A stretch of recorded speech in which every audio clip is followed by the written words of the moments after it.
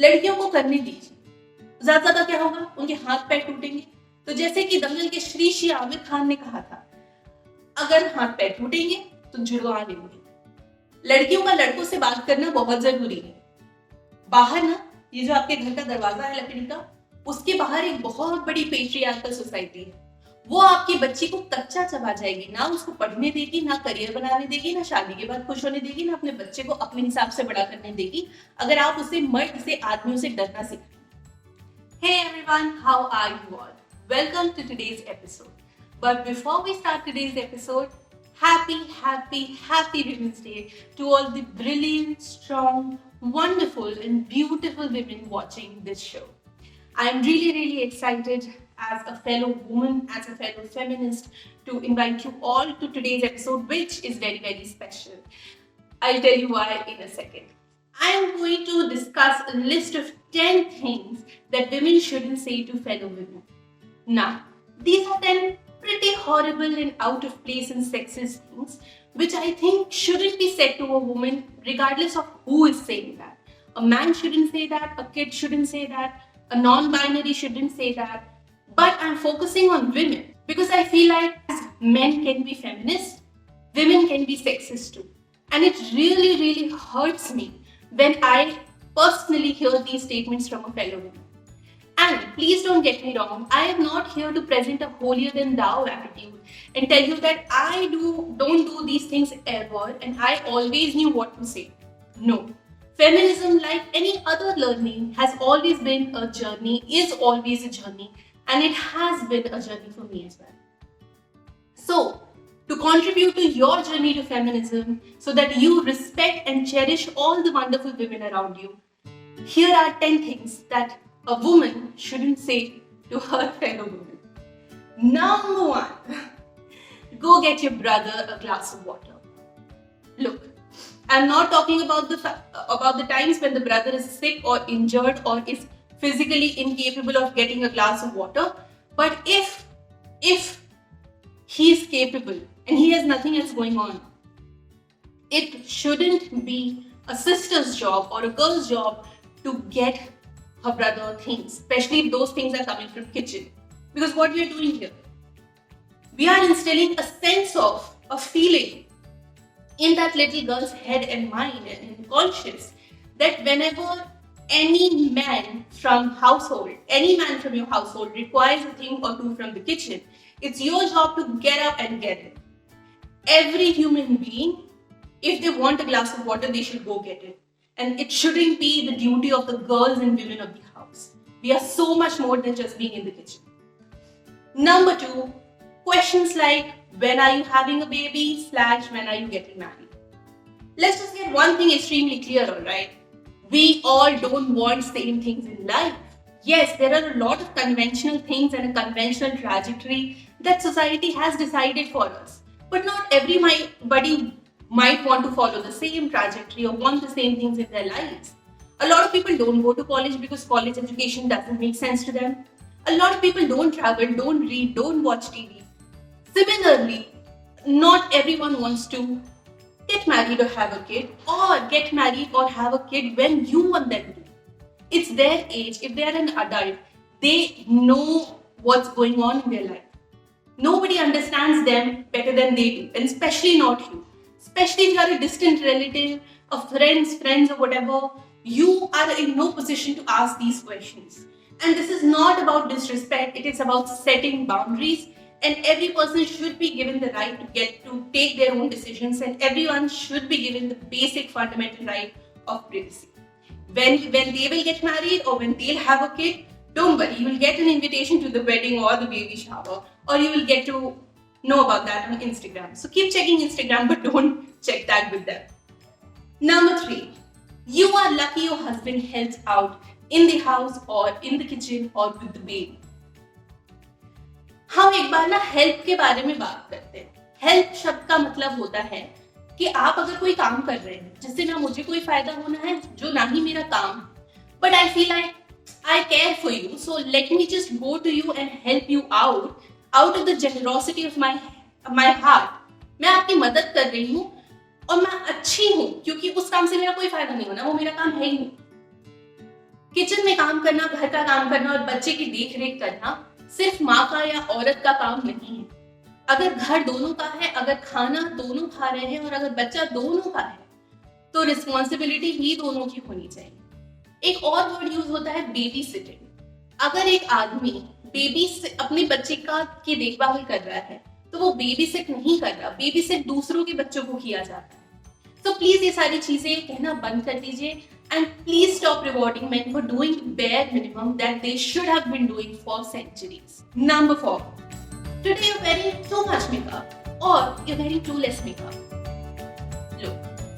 लोग मेकअप को या फिर अपने कपड़ों को, स्किन केयर को, वैनिटी को अलग अलग तरीकों से अप्रोच कर सकते हैं, करते हैं और करना भी चाहिए। उन्हें जो सूट करता है वो करते हैं।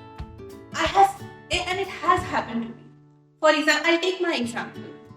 I am a person who does not like makeup on my face and on my eyes. I have had an eye infection for a really long time, so no eye products go on my eyes. But there is one product that I really like, which is lipstick. And I have many lipsticks and I like to wear really dark shades of lipstick. And I have been said, a lot of times I have been told कि इतना dark lipstick लगा के बाहर मत जाओ।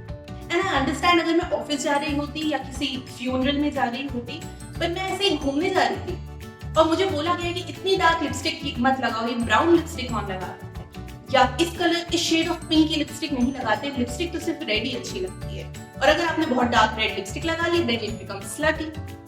और जब मैं कुछ भी नहीं लगाती हूँ, काजल भी नहीं लगाती, कुछ नहीं लगाती, तो लोग कहते हैं इतना सिंपल कौन रहता है, जाके सच किया हो। So don't stop telling women until unless I have come to you to ask for a makeup or beauty advice, or you are a makeup or beauty expert and I am availing your services.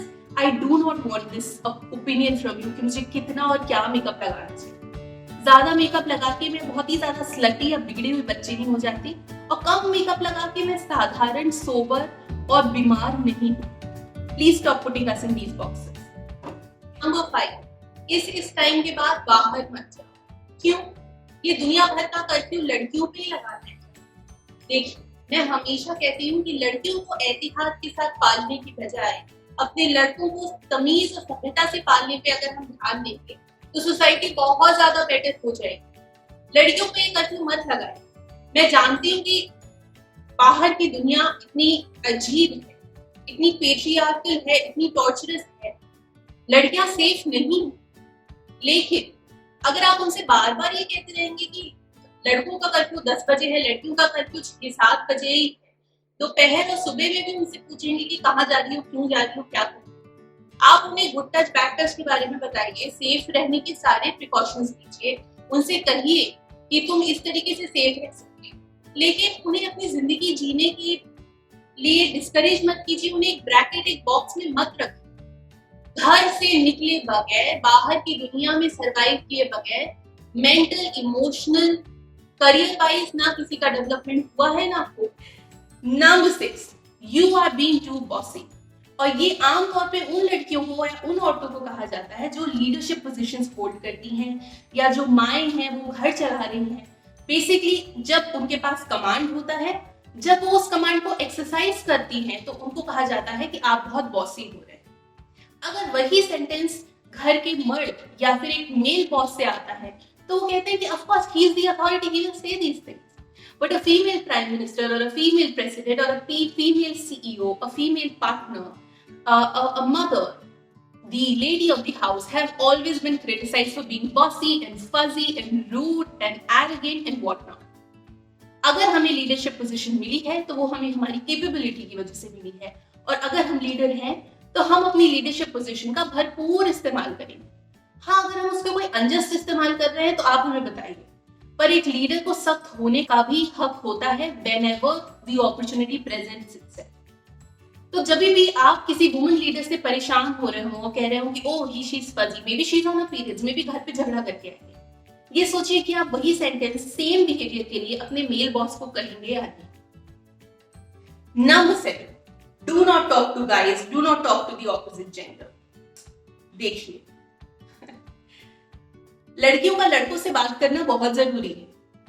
बाहर ना, ये जो आपके घर का दरवाजा है लकड़ी का, उसके बाहर एक बहुत बड़ी पेट्रियार्कल सोसाइटी है, वो आपकी बच्ची को कच्चा चबा जाएगी, ना उसको पढ़ने देगी, ना करियर बनाने देगी, ना शादी के बाद खुश होने देगी, ना अपने बच्चे को अपने हिसाब से बड़ा करने देगी, अगर आप उसे मर्द से, आदमियों से डरना सिखाएं। जो लड़की दिन भर गर्ल्स स्कूल में गई है या हमेशा कोएड स्कूल में जाके भी लड़कों से दूर दूर रही है, लड़कियों के साथ रही है, जो घर में अपने अपने पिता से, अपने भाई से, अपने ताऊजी चाचा से भी डायरेक्टली बात नहीं करती है, वो लड़की बाहर जाके क्या बन पाएगी? क्या वो हमेशा ऑल गर्ल्स ऑफिस या स्कूल के बारे में का डिमांड करेगी क्या? मैंने एक वीडियो बनाया था कि हमें अपने ऑपोजिट जेंडर की तरफ कॉन्शियस नहीं होना चाहिए। I link it up here, आप उसे देख सकते हैं। लड़कियों को लड़कों से बात करने दीजिए, उनकी सेफ्टी के बारे में बस ध्यान रखिए, पर लड़के एलियन नहीं है, आधी दुनिया लड़के हैं। प्लीज उन्हें एक ऑपोजिट जेंडर के साथ कंफर्टेबल होना सिखाइए। Number 8, women portraying and propagating stereotypes like women can't drive, women don't play these sports, and women don't go into these professions. आमतौर पे ये कहा जाता है कि विमेन जो होती हैं वो एक बहुत ही फेरर और वीकर सेक्स है।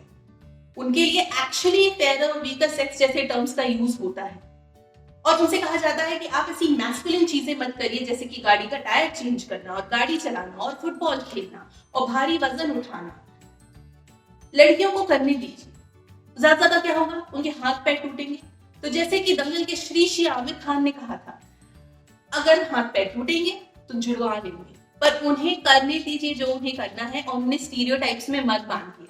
अपनी बेटियों को, अपने घर की औरतों और बच्चियों को मजबूत बनाइए और लड़ना सिखाइए।